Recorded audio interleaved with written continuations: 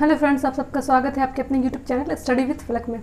Friends, मैं आपको पढ़ाने वाली हूँ कुछ क्वेश्चंस जो एग्ज़ाम के पॉइंट ऑफ व्यू से काफ़ी इंपॉर्टेंट है, जिससे एग्ज़ाम में प्रश्न पूछे जाते हैं। ठीक है फ्रेंड्स, तो चलिए स्टार्ट करते हैं। आपको बहुत अच्छा लगेगा ये क्वेश्चन पढ़ करके, समझ करके, क्योंकि आपको बहुत सारी चीज़ें इससे क्या हो जाएंगी, याद भी हो जाएंगी। चलिए तो स्टार्ट करते हैं। सबसे पहले ये क्वेश्चन है कि एम पुंछी आयोग का गठन किस वर्ष किया गया था। तो कब हुआ था इसका गठन? 2007 में। गठन कब हुआ? 2007 में। देखिए फ्रेंड्स, मैं इन सारे क्वेश्चंस का आंसर दूंगी और इससे रिलेटेड भी जो क्वेश्चंस बन सकते हैं वो सारे को क्या करूंगी, मैं सॉल्व करवा दूंगी, ताकि एग्जाम में क्वेश्चन किसी तरह से भी पूछे तो आपसे क्या हो जाए, वो सॉल्व हो जाए। समझ गए? तो चलिए इसका गठन देख लिए हम लोग। एम पुंछी आयोग का गठन किस वर्ष किया गया था? तो 2007 में। और पारित कब हुआ था ये? तो 2010 में। ज़रूरी नहीं कि क्वेश्चन जिस तरह से लिखा हुआ है उसी तरह से पूछे, है ना। इसलिए हम जितना पॉसिबिलिटी हो सकती है कि क्वेश्चन बन सकता है वो सारे को क्या करेंगे, सॉल्व कर लेंगे। तो एम पुंछी आयोग का गठन किस वर्ष हुआ था? 2007 में। और पारित कब हुआ था ये? 2010 में। क्वेश्चन ये बन सकता है कि एम पुंछी आयोग का जो है वो किससे संबंधित है। ठीक है, इसका गठन जो है किस चीज़ के लिए किया गया था? तो केंद्र और राज्य के संबंध से। ठीक है, केंद्र और राज्य के संबंध से। तो कितने क्वेश्चंस हुए? इससे 3 क्वेश्चन बने। पहला तो ये हो गया, इसका गठन कब हुआ था? तो 2007 में। पारित कब हुआ था? 2010 में। और इसका संबंध किससे है? तो केंद्र और राज्य से संबंध है। एक क्वेश्चन और पूछता है इससे कि सरकारी आयोग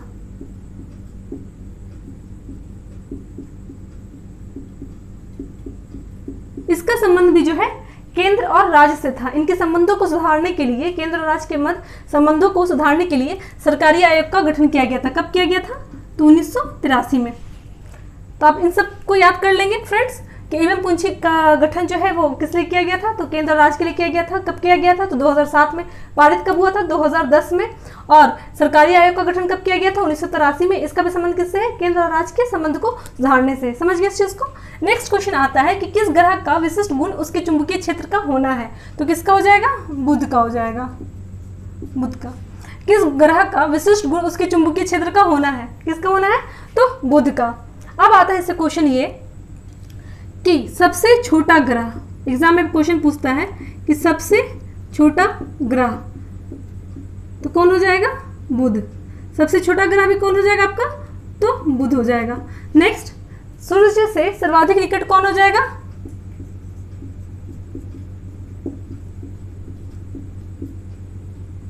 तो बुध ही हो जाएगा। उसके बाद सबसे तेजी से परिक्रमा करने वाला ग्रह कौन हो जाएगा? सबसे तेजी से परिक्रमा करने वाला।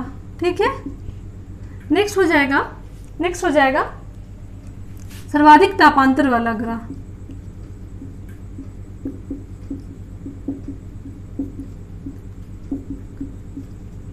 तो इससे भी कितने क्वेश्चन बनेंगे फ्रेंड?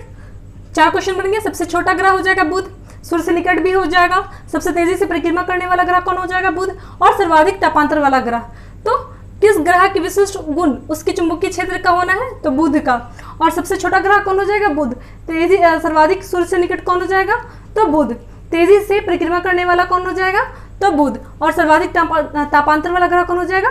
तो बुध। अब नेक्स्ट क्वेश्चन देखते हैं कि तुगलकनामा के लेखक कौन है। तो देखिए फ्रेंड्स, तुगलकनामा के लेखक कौन है? तो अमीर खुसरो। इससे भी काफी प्रश्न पूछे जाते हैं। देखिए, सबसे पहले तो ये कि इनका जन्म एटा में हुआ था।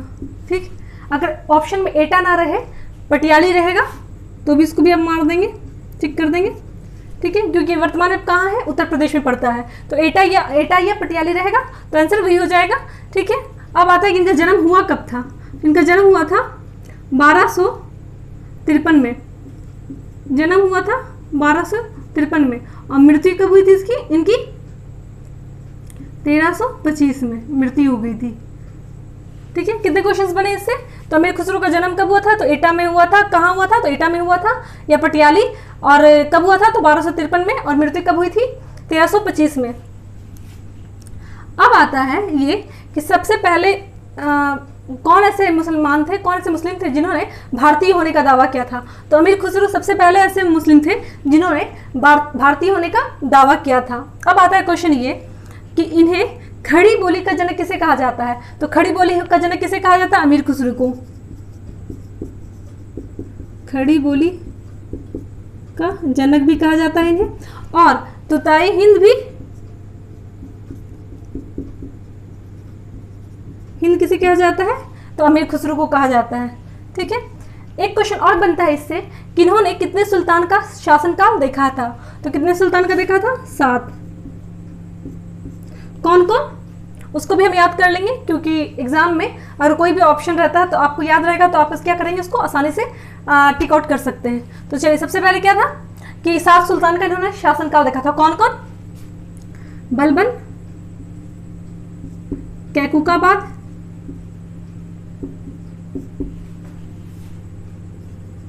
जलालुद्दीन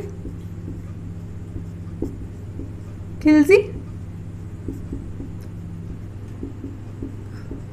अलाउद्दीन खिलजी,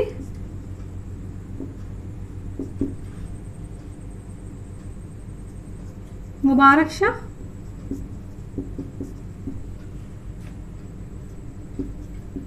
गयासुद्दीन तुगलक,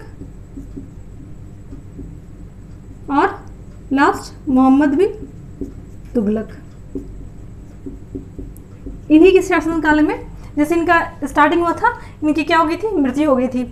ठीक है, एग्जाम में क्वेश्चंस में ज्यादातर इसका आंसर क्या देता है, अलाउद्दीन खिलजी, क्योंकि अगर ऑप्शन में एक ही रहता है सिर्फ अलाउद्दीन खिलजी, तब तो आप आसानी से टिक आउट कर देंगे कि अलाउद्दीन खिलजी है, लेकिन और सब भी दिया रहेगा तो फिर उसका आंसर या तो ऑप्शन ई अगर दे करके नहीं कहता है, 1 या 2 ऑप्शन नहीं रखता है इनमें से एक से अधिक, तब तो आप फिर अलाउद्दीन खिलजी मारेंगे।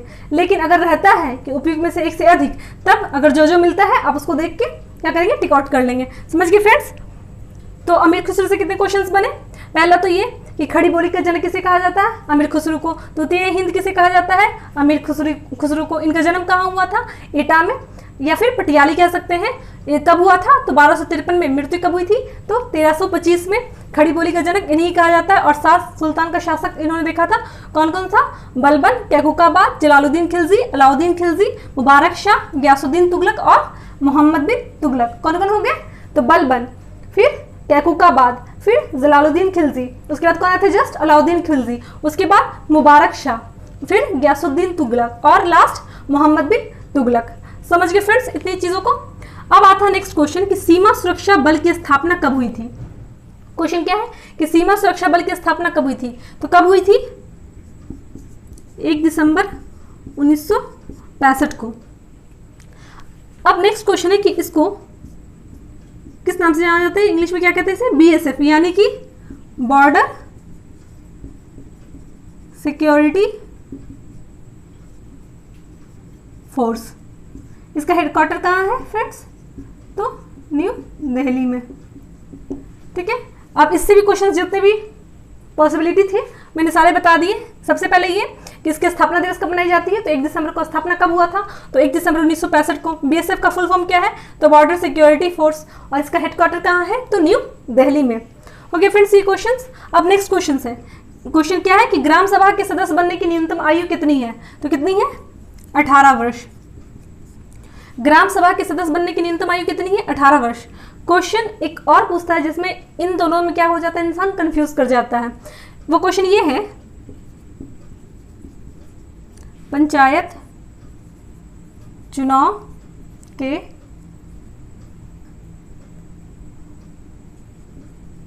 उम्मीदवार बनने की न्यूनतम आयु कितनी हो जाएगी फ्रेंड्स, तो 21 वर्ष। ठीक है, क्वेश्चन 2 हो गया। एक तो ये कि ग्राम सभा के सदस्य बनने की न्यूनतम आयु कितनी है, तो 18 वर्ष। नेक्स्ट है ये कि पंचायत चुनाव के उम्मीदवार बनने की न्यूनतम आयु कितनी है, तो 21 वर्ष। आप इन दोनों को याद कर लेंगे। ग्राम सभा के सदस्य बनने की न्यूनतम आयु हो गई 18 वर्ष, और पंचायत चुनाव के उम्मीदवार बनने की न्यूनतम आयु कितनी हो गई, 21 वर्ष। इन दोनों को अच्छे से याद कर लेंगे, क्योंकि बहुत सारे स्टूडेंट्स क्या करते हैं, इसमें कंफ्यूज कर जाते हैं। हो गया, आई होप कि इतना 5 क्वेश्चन जो इधर से मैंने करवाया ये सारे क्लियर हो गए होंगे। अब नेक्स्ट क्वेश्चन है कि अदृश्य निर्यात का संबंध किससे है? तो इसका संबंध किससे है? अदृश्य सेवा से।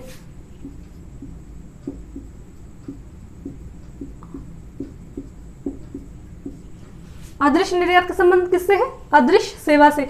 अदृश्य अदृश्य तो दोनों में सेम है। निर्यात सेवा, ऐसा सेवा जो अदृश्य है, ऐसा सेवा का निर्यात करना जो अदृश्य है। एक ट्रिक से आप याद कर सकते हैं कि ऐसे अदृश्य सेवा का क्या करना? निर्यात करना।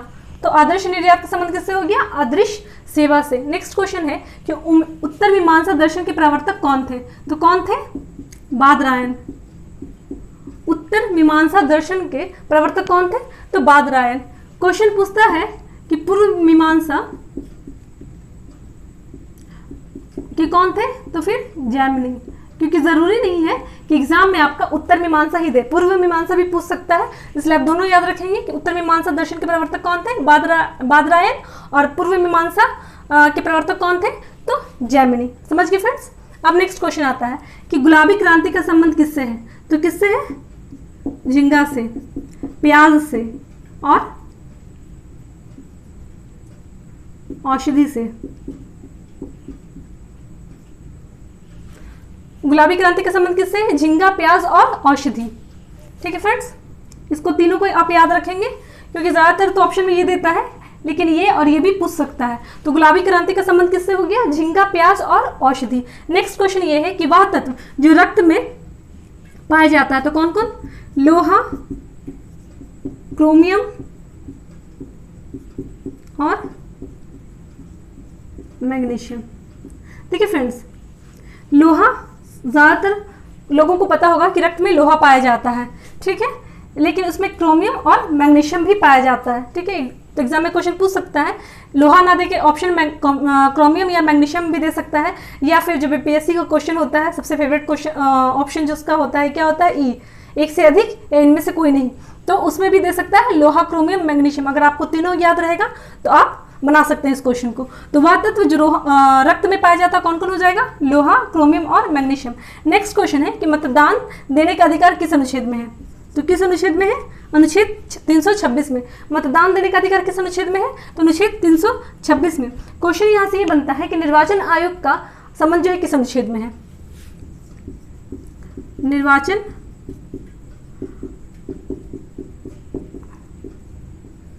तो निर्वाचन आयोग का संबंध किस अनुच्छेद में है? तो अनुच्छेद 324। मतदान से एक और क्वेश्चन बनता है ये कि जब मतदान देने जाता है यानी कि मतदाता, उसके फिंगर पे एक स्याही लगाई जाती है ना? तो उस स्याही जो है वो किसकी बनी होती है? सिल्वर नाइट्रेट की। ये क्वेश्चन भी बहुत बड़े एग्जाम में पूछा है कि मतदाता के फिंगर पे जो स्याही लगाई जाती है उनकी उंगली पे, तो कौन सा उसमें स्याही में क्या केमिकल रहता है? तो सिल्वर नाइट्रेट से वो बना होता है। तो क्या हो जाएगा इसका आंसर? Silver nitrate. यानी कि मतदान देने का अधिकार किस अनुच्छेद में है? 326 में। मतदान देने का अधिकार किस में है? 326 में। और निर्वाचन आयोग किस अनुच्छेद में है? 324 में। ठीक है, और किस चीज की स्याही बनी होती है? तो सिल्वर नाइट्रेट की। अब नेक्स्ट क्वेश्चन है, सार्वजनिक समाज की स्थापना किसने की थी? तो इसने की थी महादेव गोविंद रनाडे ने। कब की थी? तो 1871 ईस्वी में। ठीक है फ्रेंड्स, क्वेश्चन क्या पूछता है कि सार्वजनिक समाज की स्थापना किसने की थी? तो महादेव गोविंद रनाडे ने की थी। कब की थी? 1871 में। क्वेश्चन और इसे पूछ सकता है कि महाराष्ट्र का सुकरात किसे कहा जाता है? महाराष्ट्र का सुकरात, तो इन्हें महाराष्ट्र का सुकरात भी कहा जाता है, या फिर पश्चिम भारत में, इसको भी याद कर लेंगे, पश्चिम भारत में सांस्कृतिक पुनर्जागरण का संस्थापक इन्हें माना जाता है। समझ गए फ्रेंड्स? तो कितने क्वेश्चंस बने इससे भी? देखिए, सार्वजनिक समाज की स्थापना किसने की थी? तो महादेव गोविंद रनाडे ने की थी। कब की थी?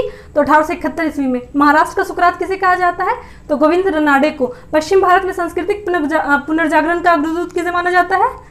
तो महादेव गोविंद रनाडे को। समझ गए फ्रेंड्स? तो फ्रेंड्स देखिए, कहने के लिए तो था यहाँ पे कि 11 क्वेश्चंस है, लेकिन मैंने इससे बहुत सारे क्वेश्चंस क्या किए आपके सॉल्व करवा दिए। तो इस तरह आपके बहुत सारे क्वेश्चंस क्या हो गए, याद हो गए होंगे, आपको समझ में आ गया होगा। और वो सारे क्वेश्चंस क्या है, एग्जाम के लिए काफ़ी महत्वपूर्ण है, जो अक्सर एग्जाम में पूछे भी जाते हैं और जहाँ हम अटकते भी हैं। ठीक है फ्रेंड्स, तो आपको आई थिंक याद हो गया होगा। ठीक है फ्रेंड्स, अगर आपको मेरा ये वीडियो अच्छा लगा है तो इसे लाइक कीजिएगा, ज़्यादा से ज़्यादा शेयर कीजिएगा, मेरे चैनल को सब्सक्राइब कीजिएगा, बेल आइकन को प्रेस कर दीजिएगा ताकि मेरे आने वाले वीडियोस की नोटिफिकेशन जो है वो आप तक पहुंच जाए। फिर मिलते हैं नेक्स्ट वीडियो में। Thank you.